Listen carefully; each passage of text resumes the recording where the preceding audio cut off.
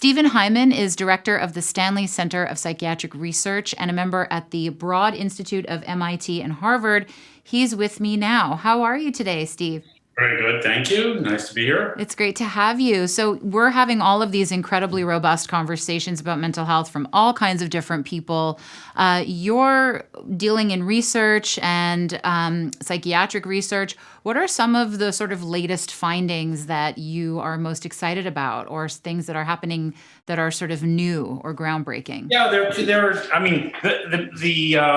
important thing to say is we have very exciting new technologies from the Genome Project, for example, that have given us traction on problems that we just couldn't touch not long ago.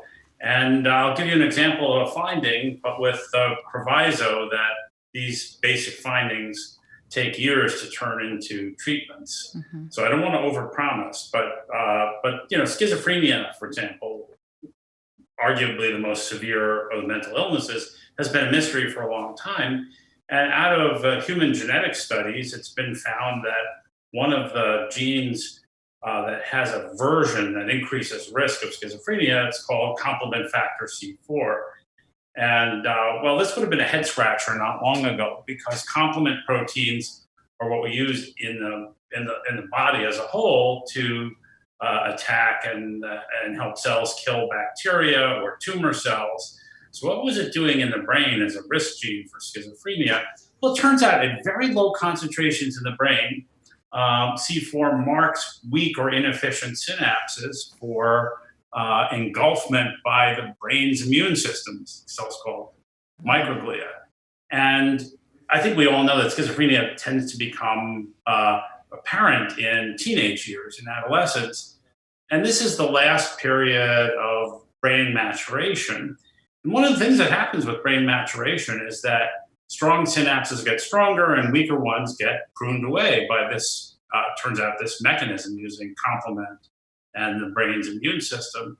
And excess complement suggests that people who have schizophrenia may have too much pruning away of synapses, may lose the wrong synapses, may lose too many synapses. And we've known for a long time from imaging that people with schizophrenia have thinning of the cortex. Okay, so we had no clue that something like this could be going on.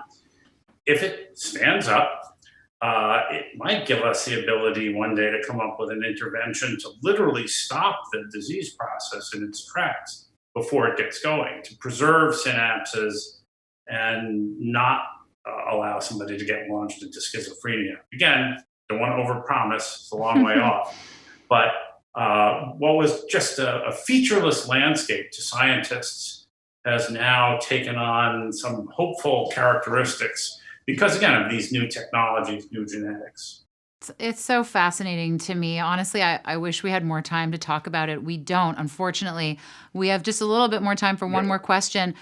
What are some things that you would want young people today to know to safeguard their mental health, or to know they're not alone, or to give them some words of support? I think it's really important. The first thing, for people not to be alone, society has to do better in not stigmatizing and marginalizing people. But people who are worried have to find either family members or friends, or otherwise peers that they can talk to about their concerns, about their worries, and if necessary, to try to find professional medical help if things get really severe.